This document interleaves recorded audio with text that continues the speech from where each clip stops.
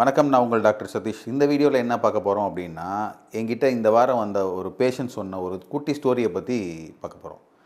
அவர் back pain வந்தார். அவர் என்ன சொல்கிறாருன்னா, சார் நான் பைக் ரொம்ப ஓட்டுவேன் சார்.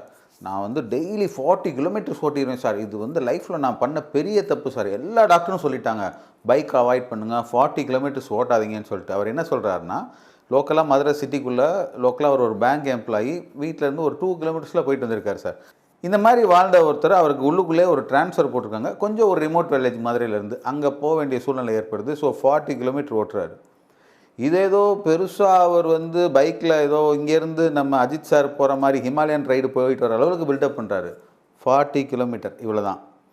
அப்போ நான் கேட்டேன், சார் இதை நீங்கள் ரொம்ப எக்ஸாஜரேட் பண்ணி பேசுகிறீங்களேண்ணா. சார் நான் பண்ணலை சார், இதுக்கு முன்னாடி போன டாக்டர்ஸ் எக்ஸாஜரேட் பண்ணாங்க. Note this point. இதுக்கு முன்னாடி அவர் ட்ரீட் பண்ண போன இடத்துல இவ்வளோ பைக் ஓட்டாதீங்க அப்படி ஆயிரும், இவ்வளோ பைக் ஓட்டாதீங்க இப்படி ஆயிரும்னு சொல்லியிருக்காங்க. அதை தான் அவர் சொல்கிறாரு. ஆனால் அவர் ரொம்ப கிளியராக இருக்கார். ஆனால் அவரே பதிலும் சொல்கிறாரு. அப்போ ஸ்விக்கி ஜொமேட்டோலாம் ஓட்டுறவங்கள பாருங்கள் சார், எவ்வளோ ஓட்டுறாங்க. ஒரு நாளைக்கு 100 kilometre 150 kilometre. Local finance collection agent door ஸ்டெப்ஸில் டெய்லி போய் கலெக்ஷன் பண்ணுறவங்களாம் நிறைய போகிறாங்க சார். ஆனால் என் 40 ஜாஸ்தி பண்ணிங்கன்னு அவரே கேட்குறாரு. பட் அதே 40 கிலோமீட்டர்ஸ் ஓட்டுறதுனால த்ரெட்டன் ஆகி போயிருக்காரு. இப்போ இந்த இடத்துல நான் பொதுமக்கள் உங்ககிட்ட வைக்கிற கேள்வி என்னென்னா, இன்றைக்கி ரோடு சூப்பராக இருக்குது சரியா. இப்போ நீங்கள் வில்லேஜ் பக்கம் ரூரல் ஏரியா போனீங்கன்னா அது வேறு மாதிரி இருக்கும் ரோடு. பட் அவர் சிட்டிக்குள்ளே அர்பன் ஏரியாவில் தான் ஓட்டுறாரு சரியா.